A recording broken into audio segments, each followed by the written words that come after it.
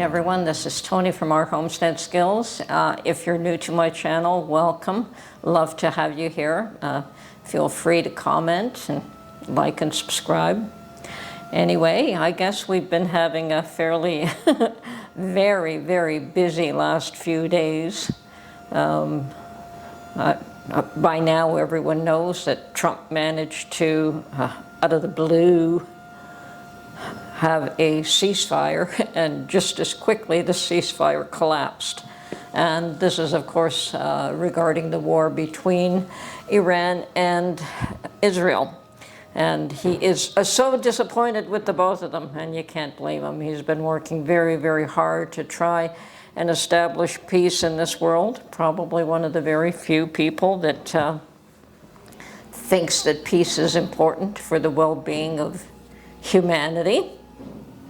And the wealth of people, you know, war destroys, peace allows civilizations to grow and to prosper. So Trump is all about prospering. I mean, in his own life personally, he's gone from being a real estate developer to the President of the United States, the highest office in the whole world, actually.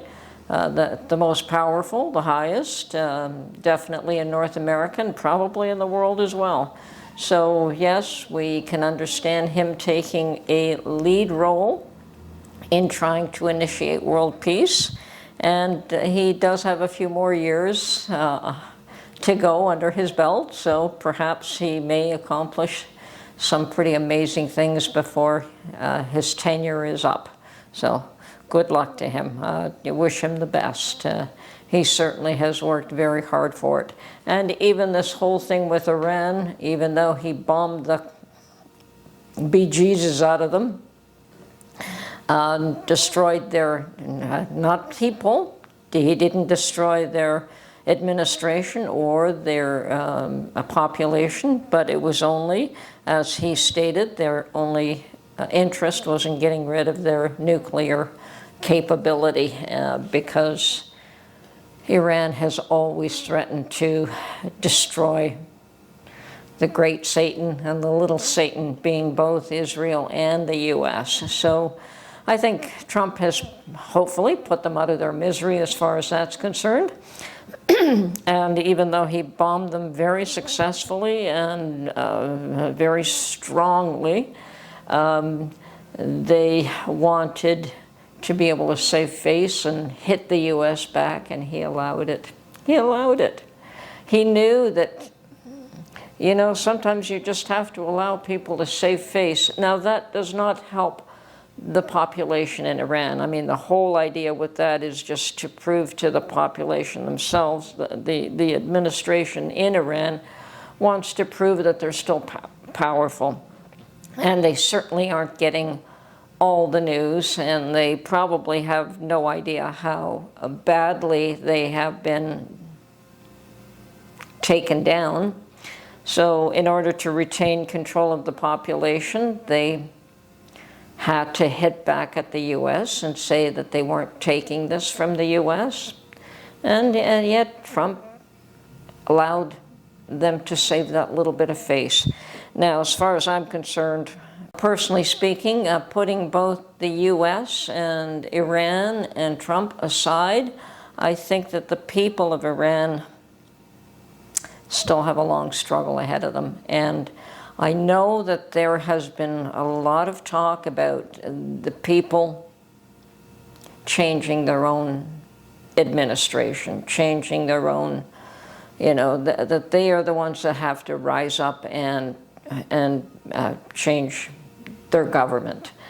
Unfortunately, they have a very brutal and oppressive government, and every time they have tried, and they have tried, they have been beaten back, abused, imprisoned, killed, and that when you've tried 2-3 times, it gets pretty hard to stand up to them, even when the rest of the world, or should I say the most powerful country in the world, has bombed them. and that Israel has been bombing them. No one is really saying, okay, we will support the people of Iran for regime change. And there's reasons for that, obviously.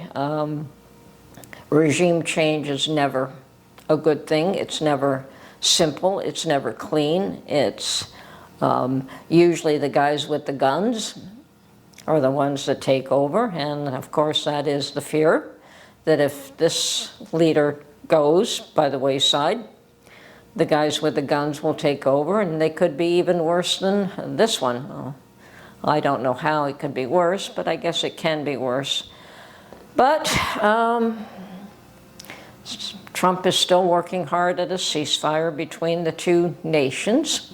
And I think that Israel is going to stop bombing them for a while. We'll see what happens. We'll see if they manage to hold the ceasefire. Now, of course, that's just one little tiny thing. But it takes up all of our attention. It is probably one of the most important issues that's going on in this world, and I don't think people even realize how instrumental that is to change the face of the world as we know it. The interesting thing, and I'm sure everyone knows, that China sat back and watched. Russia, other than making a few comments, pretty much sat back and watched. Iran's proxies all sat back and waited for Iran to look after themselves. So, you know, Iran had paid all these other people and set them up and trained them and gave them weapons to fight their war for them. And now these people are saying, well, this is your war, you fight it. And they took a beating as much as the rest of them. So what happens now? Does Iran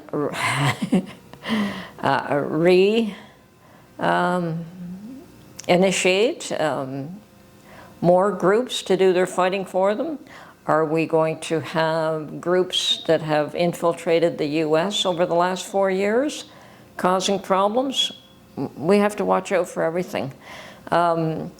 Canada isn't immune. I don't care what they say, Canada's not immune. We certainly have a lot of Iranians in Canada. I've known quite a number of them in past lives, all of them being fairly nice people. But I think those are the ones that try to escape what was going on there.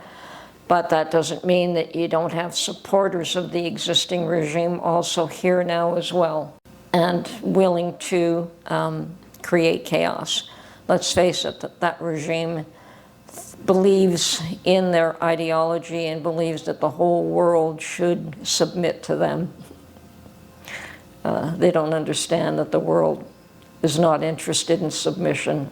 You know, they may want it, they may feel that they require it, but so far they've only got their own population terrified enough and beaten down enough and oppressed enough to submit, and a lot of them still are fighting. So I think they're going to lose that battle no matter what. We have a free society here. We are able to speak out. We are able to say our piece. I mean, look at me. I pretty much say what I want as long as it falls within YouTube's guidelines. And I try to be respectful of that. That is their platform, and you have to take that into consideration. Whereas in my own home, mind you, I'm not much different no matter what. But it is what it is. Now, if you have the ability for self-defense, more power to you. In Canada, self-defense is not quite the same as it is in the U.S. It really isn't quite the option, even though Doug Ford right now is trying to suggest that it should be. But we'll see what happens in the next little while. The world is going through a lot of chaos. There's no doubt about that. So folks, prep. I know I haven't been doing many videos on prepping lately. I have to make some more chicken stock. Mark has finished the batch that he had. And I have to go to the dentist today, and something that I'm not looking forward to, but it has to be done. I have a chipped tooth.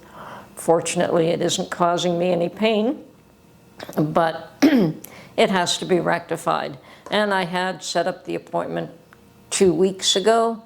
Unfortunately, I got sick, and they pushed it back for 2 weeks. They wanted to make sure that I was over whatever it was that I had, so understandably. So today's the day I go visit the dentist, and as I'm not looking forward to it, well, such is the case. It's one of those things that has to be done.